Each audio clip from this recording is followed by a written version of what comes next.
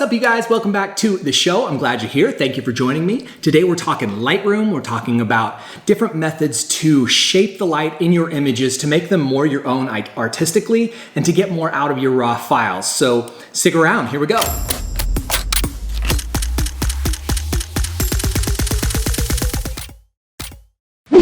All right, before we jump into the computer, I want to just have a little chat about intentionality. You know, a lot of times, if you've watched any of my videos from the field, you know that I really try to come into a shot with an idea of what I want out of that image, whether I've researched it beforehand or whether I've shown up early, walked the site and figured out what my composition is, what my subject is, foreground, midground, background, all of those things that go into creating a great photograph. That's an intentional thing. That doesn't just happen, and it's a product of shooting a lot of pictures, looking at other people's work, really dialing down to the nitty-gritty of what makes that photograph great. And we can do the same thing with editing. And this is a lot of how you create your own style in your images. You know, when people look at your portfolio or your website or are scrolling through your Instagram feed, if all of your images are cohesive, if they look like they came from the same person, then that style starts to become recognized as your style, especially as you get further down the road and you really start to dig into what you really dig in an image, what things are specifically your things. And knowing all of the tools that are available, whether you're in Photoshop or Lightroom or Camera Raw, what tools are available to let you control the light, control the scene, control the mood, and really manifest what you're envisioning for that shot into that final print. And so what I want to talk to you about today is just how to model the light, how to really structure your editing so that you're working from top down, broad adjustments to medium adjustments to really those little granular things that make all the difference, little highlights, little shadows, things that draw your eye into the image. So as we edit today, think about your shots and how you can use these tools to make your shots better, to liven up your subjects, to subdue a background, to draw attention or to take attention away. Anyway, be intentional about your editing. Let's jump into Lightroom and have a little fun. All right, now before we dig into actually starting to edit these images, shaping the light and doing all of that stuff, there are a couple of housekeeping things that I want to point out that you should be doing before you even start your edit. So let's just jump into those right now. The first thing I'm going to do is open up an image in Lightroom. This is a little boat shot from Sanur in Indonesia, in Bali. We traveled across the country, did an overnight, actually went to this shot the night before because, you know, I like to be prepared, and this is what it looked like. Just a big disaster, but the boat's what I was looking for. I knew that the next morning we would have a high tide, that the water was going to come in, the boat was going to lift up off of the sand there, and that hopefully we would have no wind and we'd be able to get this great reflection shot, which we did. So this is the shot from the following morning.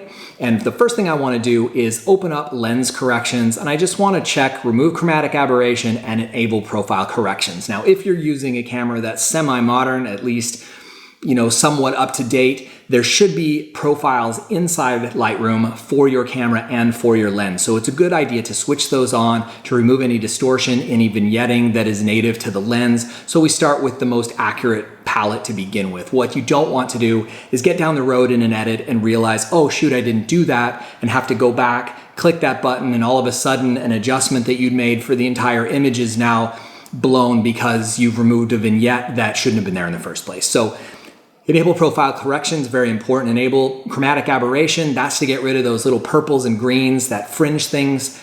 I'm sure that you've noticed that in your images, you know what I'm talking about. So we want to remove those. So those are the first things that we're going to check off. And then we're going to jump up to the basics panel. And the second thing I want to do is right here up at the top, and this gets ignored quite often. It's called profile, and it's the very first thing. And if you've never adjusted this, it's either set to your camera's baseline or to Adobe Color, which is what mine is set to by default. It wasn't, I switched it back for this, but for you, it probably is. So what I'm going to do is I'm going to just click on this little thumbnail link over here, and what you can see are a bunch of different thumbnails with different looking scenes. It's basically different ways to interpret that color. And what I like to do is scroll down to the camera matching set of thumbnails so that these match the landscape, portrait, neutral, flat, all the things that your camera has built in that you probably had one of these set when you actually took the shot. And so all we have to do is hover our mouse over each of these and we'll see the image change. And for this image, I really like flat because I feel like I get the most out of the shadows and the highlights. So I'm just gonna double click on that. It'll send me back to the basics panel and we're ready to get started. All right, first of all, let's just get that out of the way. That was driving me crazy. Anyway, so like we were talking about back on the couch, the first thing we want to do is identify the problems, the issues, the goals that we have for this image, and then create a strategy to either fix or modify or shape that light so that it matches the vision that we have for the image. So if we look at this photograph here, I can see there are a few things that I want to do right off the bat. I want to darken both the top and the bottom of the frame. I also want to take care of, you'll notice that off to the right of the frame here that we can see that the frame is much brighter on that side. That's because the sun was coming up over there and obviously that side of the sky was lighter, but I'm not really digging that, so I'd like to bring the tones down a little bit on that right side as well. This is a common problem, so if you've had this before, here's how you fix it. So the first thing we're going to do is go through our basic adjustments panel. And the only things that I want to do here are my high level adjustments, things that can be made to the entire image that aren't the little selective things that I'm going to have to handle with other tools. So the first thing I'm going to do, I'm going to skip exposure, I'm going to skip contrast because the exposure is right and because I don't like contrast slider. So we're going to jump right down to shadows, highlights, whites, and blacks. And this is really going to be the core of this light shaping that we're going to do in this tutorial. So getting to know these sliders well is an important part of the process. Now, one thing that can help you to understand is if we go up here to the histogram, you'll see that if I hover over the histogram and I slide it right or left, that area correlates with one of these adjustments. So you can either do it by the histogram, if that makes you more comfortable, by just grabbing those little selectors and dragging them around, or you can do them from straight down here. So I'm just gonna reset everything. We're gonna do them from down here. But what you need to know is where these adjustments are actually taking place. So if I go back to the histogram and take a look at that with me, we can see that right here in the mid right side, that's our highlight. So that's adjusting everything from kind of the middle to almost white, but it's leaving a little bit of white on the other end. Shadows works exactly the same way, but on the other side of the histogram, and you can see how that's lit up in the histogram up there. And then obviously blacks are at the edge on this side, whites are at the edge on that side, so that you understand that we're making wide-ranging adjustments with shadows and with highlights, and far more specific to the end of the histogram with the whites and the blacks. So I'm just gonna reset this here, and I'm just gonna pull my highlights all the way down, and then I'm gonna push my shadows. I'm not gonna pull them all the way up because I'm gonna make some selective adjustments, and I do want to have some pretty deep, dark portions of this image, although there aren't a lot. So I'm just gonna leave us right here around 50, and we're just gonna stop. I'm not gonna go any further down for right now. I'm not gonna touch clarity. I'm not gonna touch dehaze or vibrance or saturation. Those are the things I wanna come back to once I've adjusted the tones across the image. Now, obviously this is just my way of editing, but I find that if I can get an evenly lit image, or at least get the tones where I want them to be first, and then start messing with things like the clarity or texture or that dehaze and starting to pump the colors, it gives me a more holistic approach to the final image, and that way we get an image that doesn't look like it's been tweaked in all these different places. So that's really our goal, a natural result that goes along with the goals that we have. So now that I've done highlights and shadows, we're gonna jump into the first tool that I wanna talk about, and that is the linear gradient tool. And this is just like if you had put a neutral density filter onto your camera when you shot the image to cut down the light in either the top or the bottom of the frame. But this is a lot more flexible because we can choose the starting and stopping point of that gradient. We can make it come in from the side, and we can have multiple. If you combine multiple gradients over the camera, that just complicates the number of pieces of glass or plastic in front of your lens. And if you don't have to do it, if you've got a camera that's capturing enough dynamic range, it's far better, in my opinion, to do it here in Photoshop than try and stack all those filters and do it in the field. Plus, you have a lot more control this way. So all I'm gonna do is, if you press the M key, that'll switch you over to that filter. And then I'm just gonna drag from the top right down to my horizon line there. I'm gonna hold down the Option key and click reset, so I've got no preset adjustment there. And then I'm just gonna drag my exposure maybe a half a stop to the left there, just down about a half a stop. And I'm gonna do the same thing from the bottom, but I'm only gonna drag it to the bottom of the boat. So I'm not actually going over the boat with my adjustment because I don't wanna do that. So the second adjustment, same as the first, so it carried the settings. And then I want to grab one more and drag it from that right side in, and I'm going to drag this one over the boat just because I want to get that much of the sky. We're going to come back to the boat anyway, but I really didn't want to have a whole bunch of stuff over the boat. And it looks like a half a stop is also fine for that. So I can just click M again, and that'll send me back to the basics panel, and we're done with the linear gradient. So that wasn't too hard. Let's go ahead and jump to the next tool over, which is the radial gradient tool. And the radial gradient tool, just like the linear, allows us to deal with a circle. But in this case, we can either deal with what's inside of that circle or what's on the outside of the circle. So it gives us a lot of latitude for adding a vignette, darkening the edges, or more useful even is to be able to create a circle and only affect what's inside of that. And we can refine that even further with some other selective adjustments. But for this tutorial, let's just go ahead and brighten up our boat using this tool. So I'm just going to zoom out a little bit here, select our radial gradient. I'm just going to drag a nice wide adjustment. Now you can see by what happened in the image here that it affected what was outside of the circle. So I want to make sure that I've clicked invert here. And if you use the O key, you can actually turn on an overlay to see just what you're adjusting. So in this case, you can see that the red is now on the outside, or inside rather. Here's the outside, here's the inside. We can adjust that feather, and I'm going to crank that feather to 100% because I don't want the edges of my adjustment to be visible. The worst thing you can do is make a broad adjustment. In fact, let's do that. I'm just going to bring this back down to 50, and I'm going to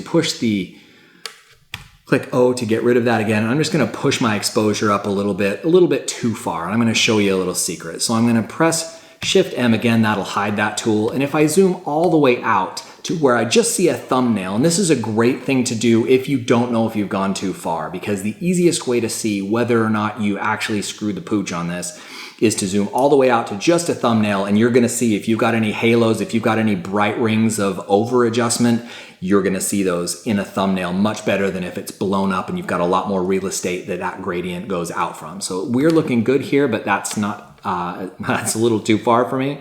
So I'm going to go back to our radial tool. I'm going to click on my adjustment to reselect it. And you can see when you hover over the point that it'll actually highlight the area that you're adjusting. I'm going to blow that feather back up to 100%. I'm just going to go about a stop up on my boat. I don't want it to be dramatic, but I do want it to be something. If I go down to the bottom here and I turn this on and off with that little switch at the bottom, you can see just how much of an adjustment that one stop is making in the middle of my frame. So now effectively, I've brightened the center and I've darkened the top and bottom with two different tools that are really nicely suited to this job. The third tool that I want to talk about here is the adjustment brush. Now we're getting down to that very granular level. So we've done the broad adjustments with our basic panel. We've done medium adjustments with our linear and radial gradient tools. And now we can go in and make some really fine detail adjustments. So I'm going to zoom in on this boat because I feel like I do want to highlight this some. And I'm going to choose that adjustment brush up there. And then what I like to do, so I know where I'm painting, is to just click O and turn the adjustment on so that you can see where I'm painting. And then I'm just going to paint over the boat here. I'm just going to make a real rough paint out of it here. And I'm actually going to increase my flow just a little. Well, flow, we're going to leave it right there at 50. Feather is at 100. And you can use your square bracket keys to actually change the size. And I'm just going to paint in the boat here really rough, just all this white stuff. We're going to come back and with a smaller brush in a minute and just fix this, but I just want to get a real rough selection. Try not to go over. If you do, you can always hold down the Option key to switch to the eraser brush. You'll see the little minus there, and then we can just kind of go around the edge and tidy that up.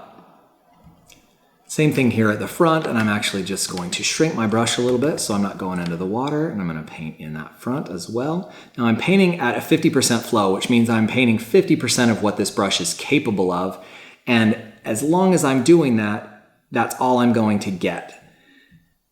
And that's important to know because once you change the brush to something else, let's say that we want to add a little bit more light to the front of this boat, so I'm going to change my flow, or my density rather, flow, not flow, density. Have I been saying flow? I'm sorry, I meant density.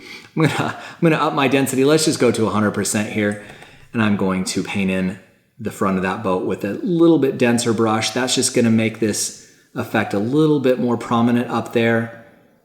And then I'm going to hold that Alt key, get back to my eraser tool, and I'm just going to take it off of this blue bar so that we don't have that overlapping, because I don't want to bring the exposure of that up too much. And I'm being really soft. The edges aren't that important in this case because we're not going to be pushing this too far, but I don't want it encroaching too much on that whatever you call that pylon or pontoon or whatever's sticking out there, part of that boat, the blue part.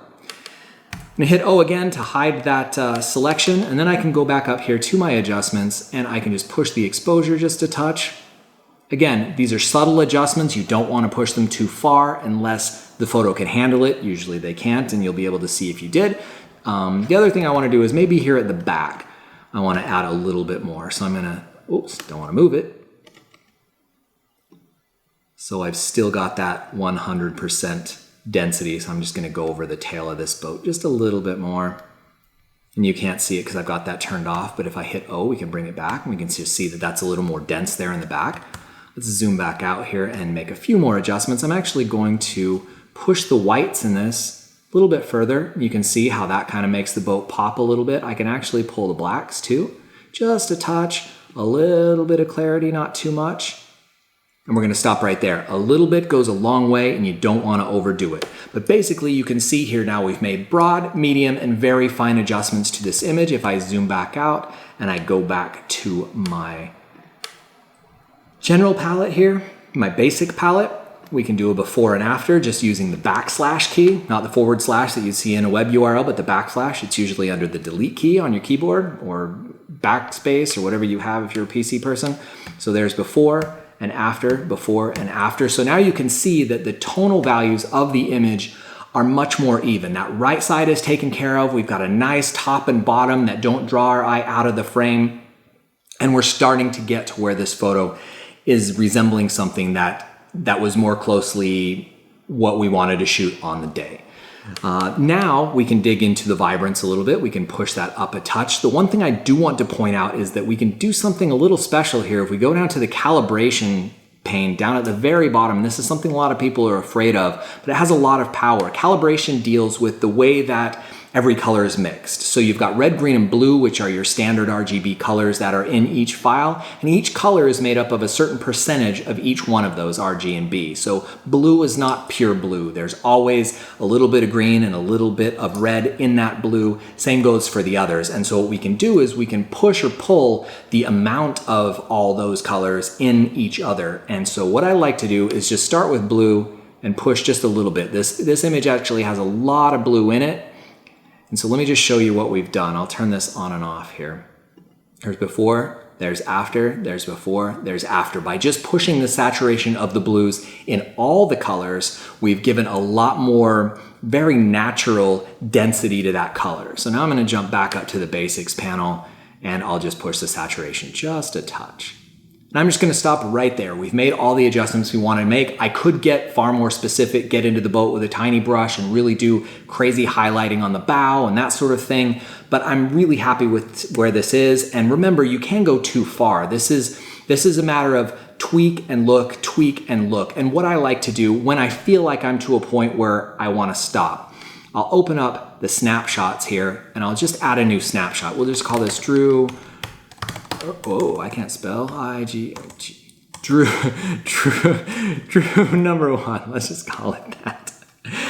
And just click create. Now, anytime in our edit that we go back, so let's just say we go and make some crazy tweaks here. Whoa, and we just throw these things around. We can always go back to our snapshots, double click on Drew number 1 and bring us back to where we were. So this is great because I like to work on an image, walk away, come back a day or two later, look at it again. Sometimes that feeling changes. Sometimes you notice things that you haven't seen before. And this is a great way to preserve what you did before so that you can go make further edits. And if you're not okay with them, you can jump back, sort of like a revert button, but you don't have multiple versions of the file. So those are the tips I wanted to talk about for today. What I really want you to do as you're trying to develop your own style, as you're trying to develop the look that is you specifically as an artist, is to understand as many of these tools as possible and understand that shaping the light, either making a mountaintop glow or highlighting someone's face with a very specific adjustment or even just someone's eye, with these broad, medium, and granular adjustments, you can really dig as deep as you want. If you want to highlight some rocks in a stream bed, you can do that with just a brush stroke, and it's all non-destructive. It's all click and remove it if you don't like it. And as you go, use that snapshots function as a way to layer in your process until you're happy with where you want to go, because you can always jump back if you do it that way. And it's all saved right inside your raw file, right inside Lightroom. And you can come back as many times as you want and tweak these things before you ever take them to Photoshop to do all your final stuff if you do that with your images. If you're Lightroom only, well, you know what to do. So anyway, thank you for watching. I hope you learned something. I hope this was useful. I'd love to dig into some of these things deeper if you're interested. So leave me a comment, like, subscribe, do all that YouTube stuff that helps the channel out. I'm still new here and can certainly use all the help I can get. So until next time, guys, I will see you.